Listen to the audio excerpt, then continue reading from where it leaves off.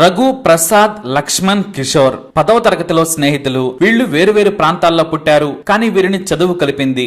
ఆ రోజుల్లో ఫోన్లు లేవు, కానీ ఎందుకో ఇక మనం కలుసుకోమేమో అనుకున్నాడు రఘు.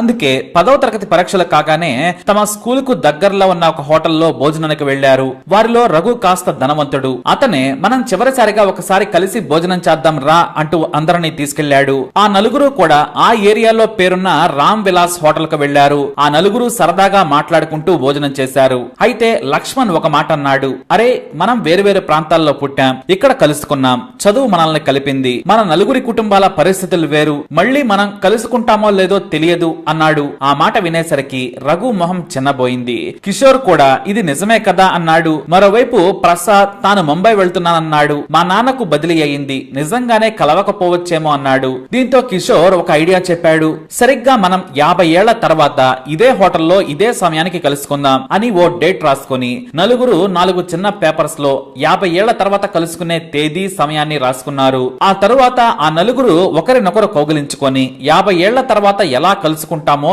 ఎలా ఉంటామో తెలియదంటూ ఎమోషనల్ అయిపోయారు. రఘు అయితే చిన్న పిల్లాడిలా ఏడ్చేశాడు. ఇదంతా చూస్తున్న 12 ఏళ్ల కుర్రాడు వారి టేబుల్ క్లీన్ చేయడానికి వచ్చాడు. మిమ్మల్ని చూస్తుంటే నేను కూడా చదువుకుంటే బాగుండేదనిపిస్తోందన్నా. మీరు నిజంగా వస్తే ఇదే రోజు 50 ఏళ్ల తర్వాత నేను మీకోసం భోజనం సర్వ్ చేస్తాను, మిమ్మల్ని నేను కూడా కలుస్తాను అన్నాడు శ్రీను అనే కుర్రాడు.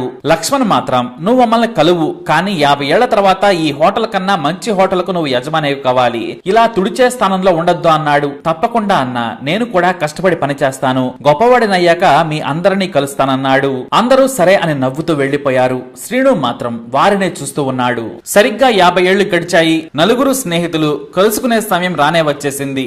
ఉదయం 10 గంటలకే రఘు పెద్ద కారులో ఆ హోటల్ ముందు దిగాడు. కానీ హోటల్ మాత్రమే కాదు, బిల్డింగ్ రూపురేఖలే మారిపోయాయి. రద్దీ పెరిగింది, గుర్తుపట్టలేనంతగా వీధి మారిపోయింది.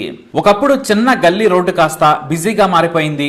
అయినా సరే రఘు మాత్రం అక్కడ హోటల్ ఉండడంతో సంతోషించాడు. కానీ తాము చిన్నప్పుడు తిన్న రామ్ విలాస్ మాత్రం కాదు. మెల్లిగా నడుచుకుంటూ లోనికి వెళ్లాడు. ఎదురుగా ఓ వ్యక్తి నవ్వుతూ ఎదురొచ్చాడు. సార్, మీరు మీ ఫ్రెండ్స్ కోసం వచ్చారు కదా అన్నాడు. అవును, మీకెలా తెలుసన్నాడు. సార్, నేను శ్రీను, అప్పుడు మీ టేబుల్స్ తుడిచాను, ఇప్పుడు ఇదే హోటల్ కి ఓనర్ అయ్యాను. అంతేకాదు మరో 4 హోటల్స్ కూడా ఉన్నాయి, ఈ రోజు కోసం మీకంటే ఎక్కువగా నేను కూడా ఎదురు చూస్తున్నానన్నాడు. రఘు వెంటనే శ్రీనుని కౌగిలించుకున్నాడు. స్నేహితుడిలా గుర్తుంచుకోవడమే కాదు, జీవితంలో ఎదిగినందుకు కూడా సంతోషించాడు రఘు. ఇక ఆ తర్వాత వెంటనే కిషోర్ గారు మీరు వస్తారని ఈ టేబుల్ ని ఈ రోజంతా ఖాళీగా ఉంచమని నాకు చెప్పారు సార్. ఆ కార్నర్ లో ఉన్న టేబుల్ ని బుక్ చేసేశారు, అక్కడ కూర్చోమని చెప్పాడు శ్రీను.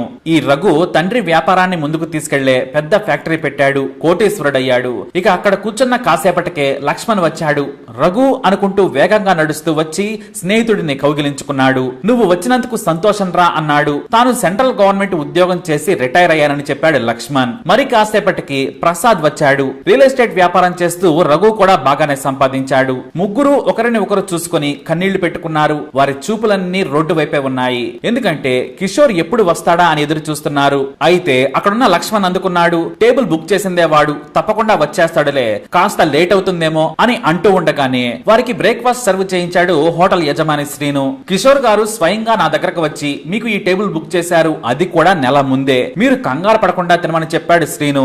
సరేనని ముగ్గురు మాట్లాడుకుంటూ నవ్వుతూ కబుర్లు చెప్పుకుంటూ ఉన్నారు. అలా టాపిక్ అంతా కుటుంబాల వైపు వెళ్ళింది.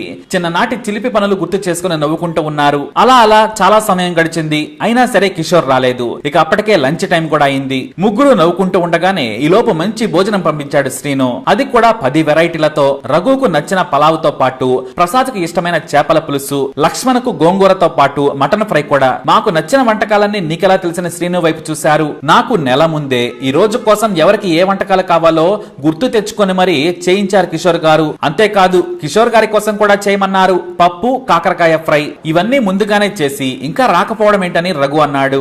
ఏదైనా అర్జెంట్ పని ఉందేమో, వస్తాడులే అని లక్ష్మణ్ భోజనం చేద్దామన్నాడు. ముగ్గురు సరదాగా భోజనాలు చేశారు, మాటల్లో పడ్డారు. అలా సమయం 4 అయిపోయింది.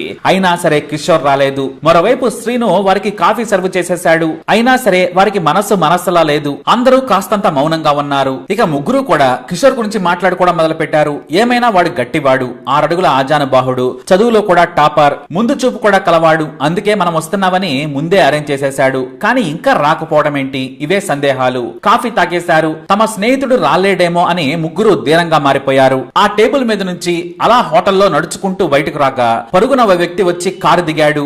ఆయాసపడుతూ వచ్చిన ఆ యువకుడు, అంకుల్ మీరు కిషోర్ గారి కోసం వెయిట్ చేస్తున్నారు కదా అన్నాడు. అవునన్నాడు రఘు.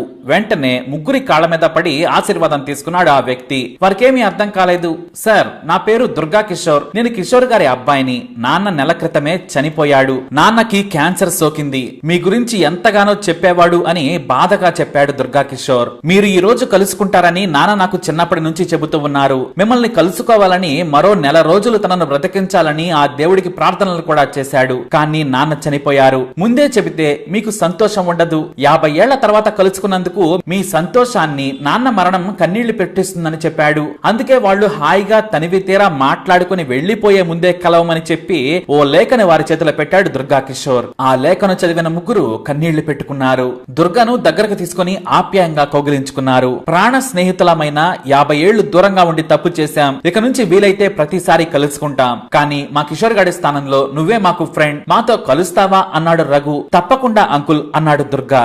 అవును, ఏం చేస్తున్నావో చెప్పలేదు అన్నాడు లక్ష్మణ్. నేను ఈ జిల్లా కలెక్టర్ని అంకుల్ అని గర్వంగా చెప్పాడు. ఆ మాటతో ముగ్గురి మొహంలో నవ్వు. మా కిషోర్ గారు 10th లో టాప్, కొడుకును కూడా బాగా చదివించి ప్రయోజకుడిని చేశాడని ముగ్గురు కన్నీళ్లను తుడుచుకుంటూ నవ్వారు. ఇక ఆ తర్వాత దుర్గా సైగ చేయగానే హోటల్ యజమాని శ్రీను వెంటనే వారికి మామిడి పళ్ళ బుట్టలను చేతికిచ్చాడు. నాన్న మీకివ్వమని చెప్పాడని దుర్గా ఆప్యాయంగా వారికిచ్చాడు. ఇక నుంచి ఎప్పుడు వీలైతే అప్పుడు కలుద్దామని చెప్పి శ్రీనుకు షేక్ హ్యాండ్ ఇచ్చి ముగ్గురు స్నేహితులు వెళ్లిపోయారు. వారినే చూస్తూ దుర్గా కూడా కన్నీళ్లు పెట్టుకున్నాడు. నాన్న కూడా ఉండి ఉంటే బాగుండేదనుకుని కన్నీళ్లు తుడుచుకున్నాడు.